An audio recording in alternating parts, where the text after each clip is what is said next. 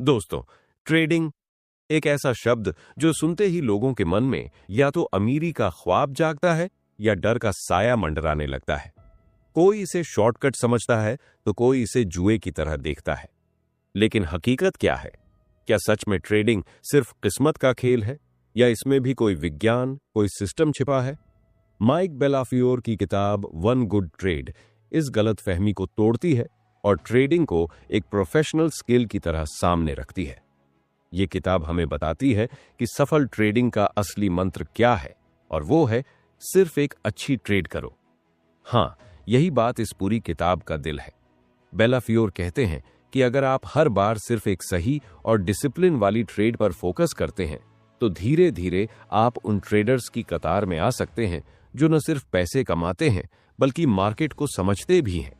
ये किताब उन ट्रेडर्स की सच्ची कहानियों से भरी है जो हारते हैं, गिरते हैं, लेकिन सीखते हैं और फिर जीतते हैं।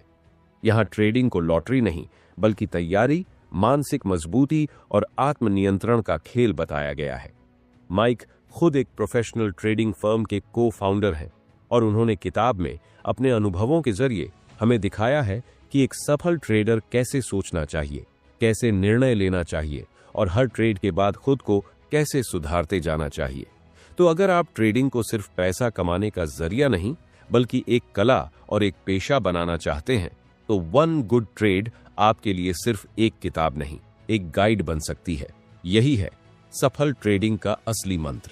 चैप्टर 1, माइक बेलाफियोरे इस किताब की शुरुआत बहुत साधारण लेकिन गहरी सोच से करते हैं। वो एक ऐसे प्रोफेशनल माहौल का दरवाजा खोलते हैं जहां ट्रेडिंग कोई गैम्बलिंग नहीं बल्कि एक जिम्मेदारी है। पहला चैप्टर दरअसल एक दृष्टिकोण बदलने वाली यात्रा की शुरुआत है। यह हमें बताता है कि वन गुड ट्रेड सिर्फ एक टैक्टिक नहीं है बल्कि एक मेंटल फ्रेमवर्क है, एक सिस्टम है जो किसी भी नए या अनुभवी ट्रेडर को लगातार सफल बना सकता है। माइक बताते हैं कि हर नए ट्रेडर को शुरुआत में ऐसा लगता है कि पैसा कमाना ही ट्रेडिंग की सफलता है, लेकिन सच्चाई इससे बहुत अलग है। उन्होंने अपनी ट्रेडिंग फर्म एसएमबी कैपिटल की शुरुआत का जिक्र करते हुए बताया कि उनका फोकस कभी भी सिर्फ पैसा कमाने पर नहीं था बल्कि एक ऐसा प्रोसेस बनाने पर था जो रिपीटेबल हो, सीखने योग्य हो और जिसके पीछे लॉजिक और स्ट्रक्चर हो। यही सोच थी वन गुड ट्रेड की। चैप्टर की शुरुआत में माइक एक नए ट्रेनी की कहानी बताते हैं जो मार्केट में एंटर करने से पहले बहुत कॉन्फिडेंट होता है। वो सोचता है कि वह एक ही ट्रेड में मोटा पैसा बना लेगा, लेकिन जल्द ही उसे यह एहसास होता है कि बिना तैयारी, बिना किसी सिस्टम के मार्केट उसके आत्मविश्वास को चूर चूर कर देता है। और यहीं से शुरू होता है एक सही ट्रेड की तलाश का असली सफर। माइक समझाते हैं कि एक गुड ट्रेड क्या होता है।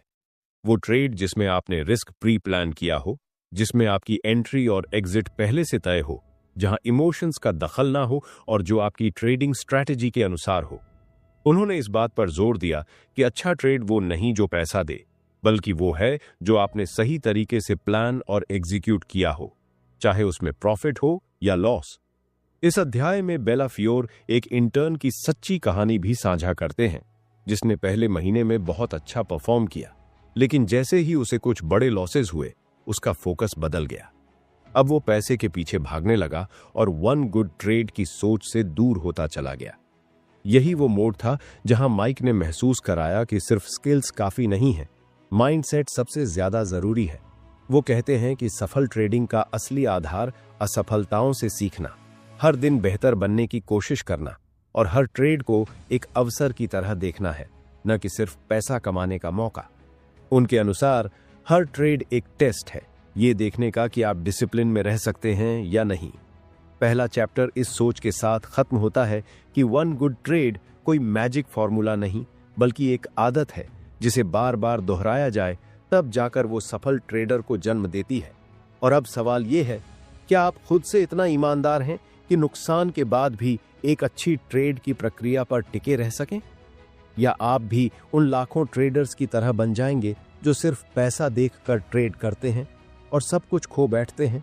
चैप्टर 2, माइक बेलाफियोरे किताब के दूसरे अध्याय में हमें ट्रेडिंग की दुनिया का एक ऐसा पहलू दिखाते हैं जिसे अधिकतर लोग नजरअंदाज कर देते हैं, और वह है इंटर्नशिप और ट्रेनिंग कल्चर का असली महत्व। एसएमबी कैपिटल में आने वाले हर नए ट्रेनी का पहला दिन एक सपने की तरह होता है।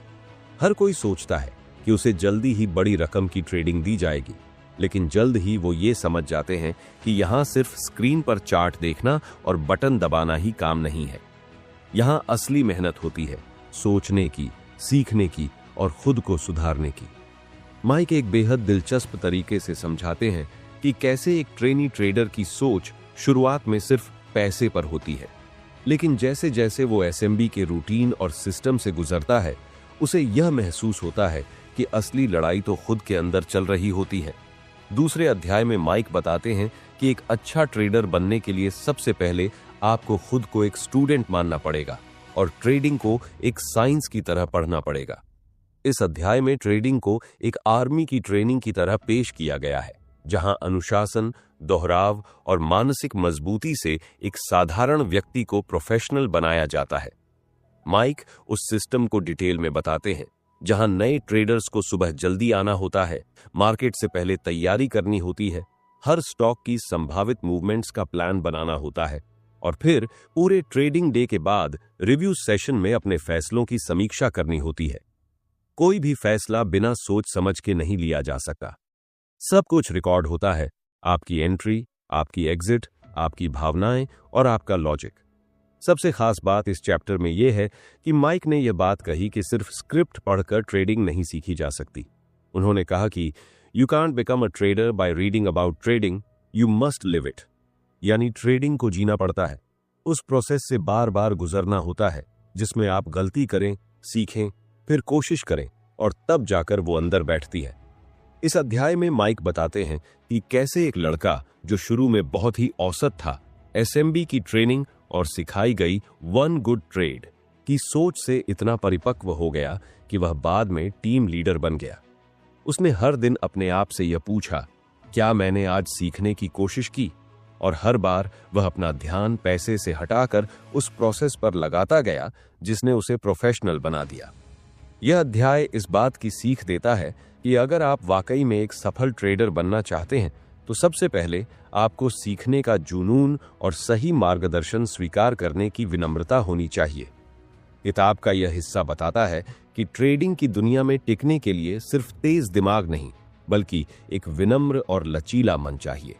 और अब सवाल यह है, क्या आप वाकई ट्रेडिंग को एक प्रोफेशनल स्किल की तरह अपनाने के लिए तैयार हैं, या आप भी उसी भीड़ का हिस्सा रहेंगे जो सिर्फ चार्ट देखकर अमीर बनने का सपना देखती है लेकिन कभी ट्रेनिंग के मैदान में उतरती ही नहीं? चैप्टर 3 माइक बेलाफियोरे के तीसरे अध्याय में हम ट्रेडिंग की दुनिया में मानसिकता के महत्व को गहराई से समझते हैं।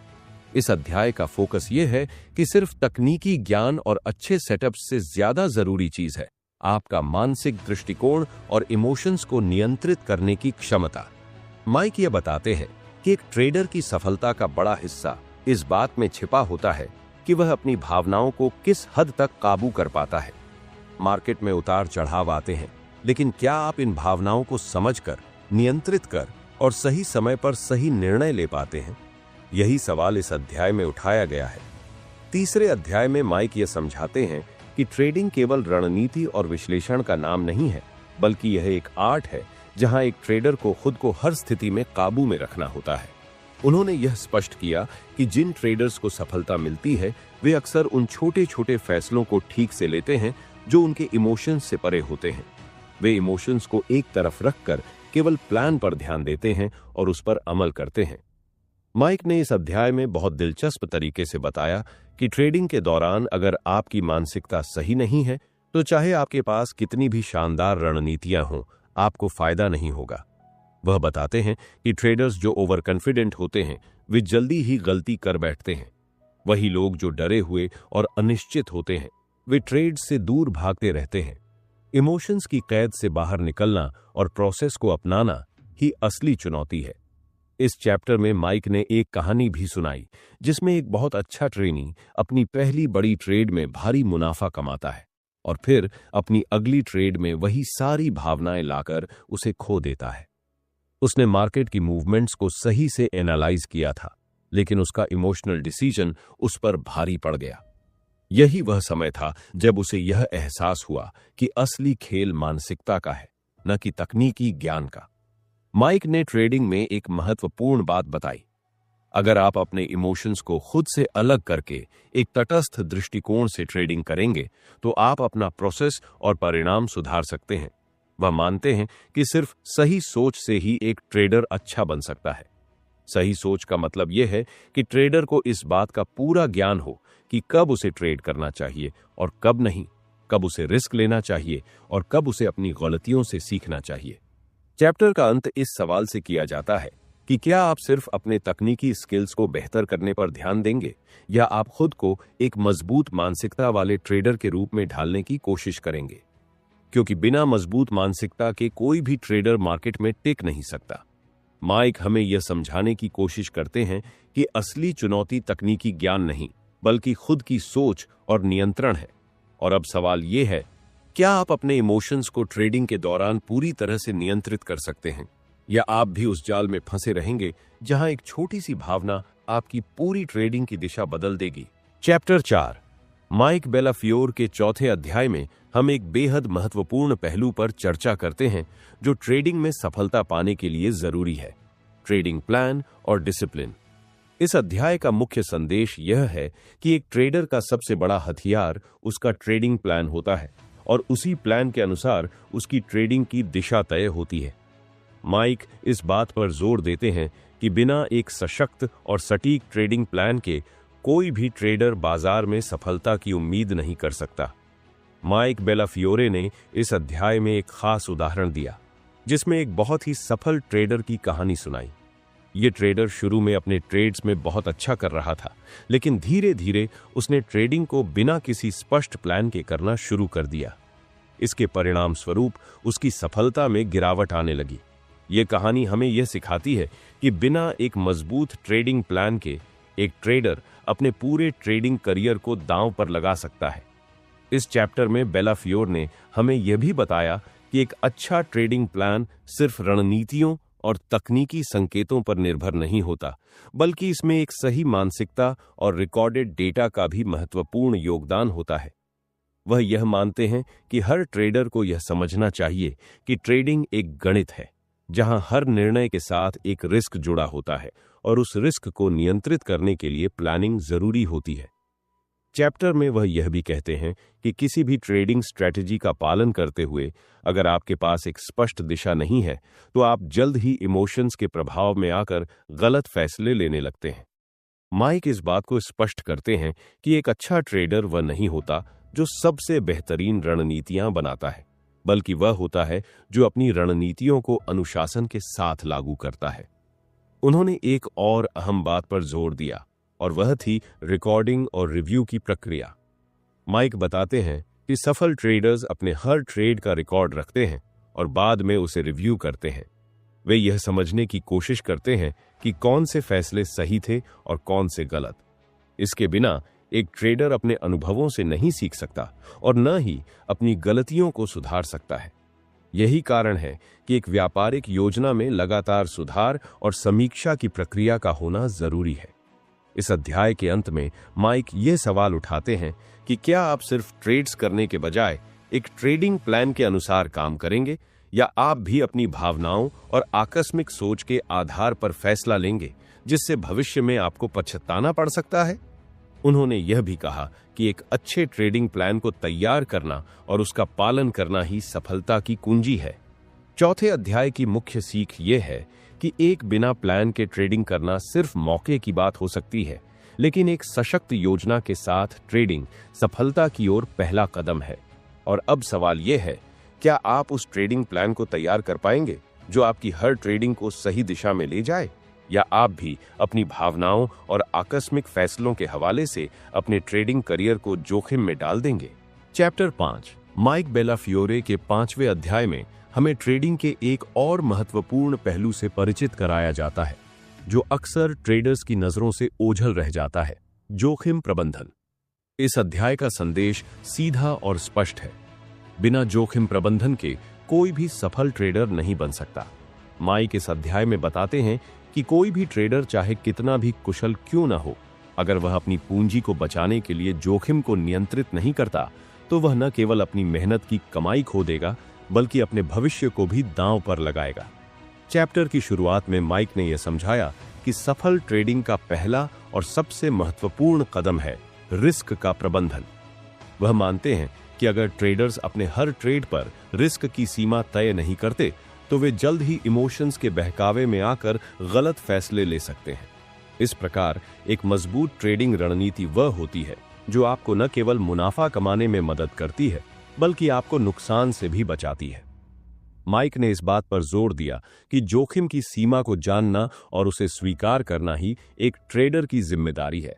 माइक बताते हैं कि रिस्क की मात्रा को सटीक रूप से समझना बहुत महत्वपूर्ण है, क्योंकि बिना इस समझ के एक ट्रेडर एक ट्रेड से दूसरे ट्रेड में कूदता रहता है और अपनी पूंजी को तेजी से खोता जाता है। वह यह भी मानते हैं कि जोखिम केवल पैसे से जुड़ा नहीं होता, बल्कि यह आपके समय, ऊर्जा और मानसिक स्थिति से भी जुड़ा होता है। इसलिए जोखिम को सही से प्रबंधित करना ट्रेडर की मानसिकता और निर्णय क्षमता को भी प्रभावित करता है। इस अध्याय में माइक एक दिलचस्प उदाहरण देते हैं।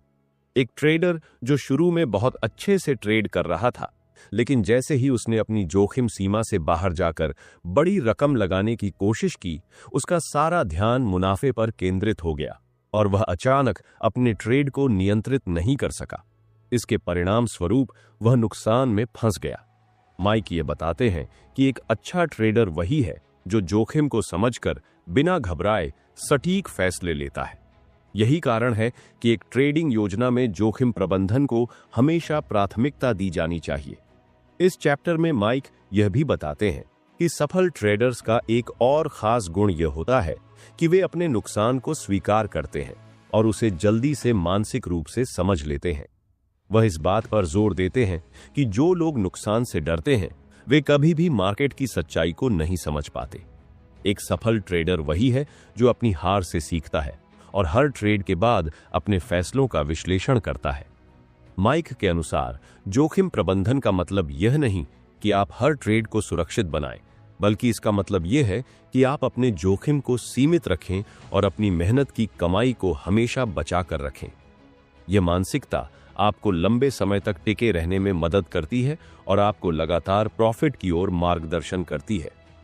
चैप्टर का अंत इस सोच के साथ होता है कि हर ट्रेडर को यह समझना चाहिए कि जोखिम प्रबंधन एक निरंतर प्रक्रिया है जिसे हमेशा बेहतर किया जा सकता है। यह केवल एक शॉर्ट टर्म स्ट्रैटेजी नहीं, बल्कि एक लाइफ टाइम की आदत है। जो ट्रेडर्स इसे अपने ट्रेडिंग करियर का हिस्सा बना लेते हैं वे ही लंबे समय में सफल होते हैं।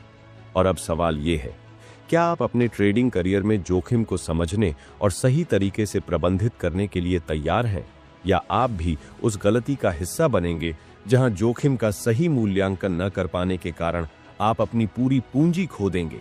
चैप्टर 6 माइक बेलाफियोर के 6वें अध्याय में एक नए लेकिन बेहद अहम विषय पर फोकस किया गया है, ट्रेडिंग के अंदर लगातार सीखते रहने की आदत और एक प्रोफेशनल ट्रेडिंग कल्चर का निर्माण। इस अध्याय का मूल भाव यह है कि अगर आप एक प्रोफेशनल ट्रेडर बनना चाहते हैं तो आपको कभी सीखना बंद नहीं करना चाहिए। सीखना सिर्फ किताबों से नहीं होता, बल्कि हर ट्रेड, हर गलती और हर मार्केट मूवमेंट से भी होता है। माइक इस अध्याय की शुरुआत एक ऐसे युवा ट्रेडर की कहानी से करते हैं जो शुरू में बहुत ही साधारण प्रदर्शन कर रहा था, लेकिन उसमें एक चीज खास थी, उसका सीखने का जुनून। वह अपने हर ट्रेड को रिकॉर्ड करता, बार बार उसे देखता और यह सोचता कि उसने कहां गलती की और अगली बार वह कैसे बेहतर कर सकता है। माइक बताते हैं कि यही आदत उसे बाकी सभी से अलग बनाती थी। जबकि ज्यादातर लोग सिर्फ मुनाफे के पीछे भागते हैं, वो लड़का स्किल के पीछे भाग रहा था और यही उसे अंततः एक सफल प्रोफेशनल ट्रेडर बना देता है। माइक ने इस चैप्टर में बार बार यह बात दोहराई है कि एक अच्छा ट्रेडर बनने से पहले एक अच्छा स्टूडेंट बनना पड़ता है। वह कहते हैं कि प्रोफेशनल ट्रेडिंग सिर्फ चार्ट्स पढ़ने और बटन दबाने तक सीमित नहीं है। यह एक प्रोसेस है, एक टीम वर्क है, एक ऐसा माहौल है जहां सभी लोग एक दूसरे से सीखते हैं, अपनी गलतियां साझा करते हैं और मिलकर बेहतर बनते हैं। वह अपने फर्म के कल्चर के बारे में बताते हैं जहां हर दिन ट्रेडर्स अपने टॉप ट्रेड्स और सबसे बड़ी गलतियों की समीक्षा करते हैं। यही चीज उन्हें लगातार आगे बढ़ने में मदद करती है। इस अध्याय में यह भी बताया गया है कि कई नए ट्रेडर्स खुद को बाकी लोगों से अलग कर लेते हैं। वे सवाल पूछने से हिचकते हैं, अपनी गलतियां दूसरों के सामने नहीं लाना चाहते।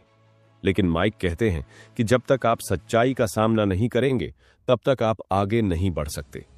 एक अच्छा ट्रेडर वही होता है जो अपनी कमजोरियों को खुले दिल से स्वीकार कर सके और उन्हें सुधारने की दिशा में लगातार काम करता रहे।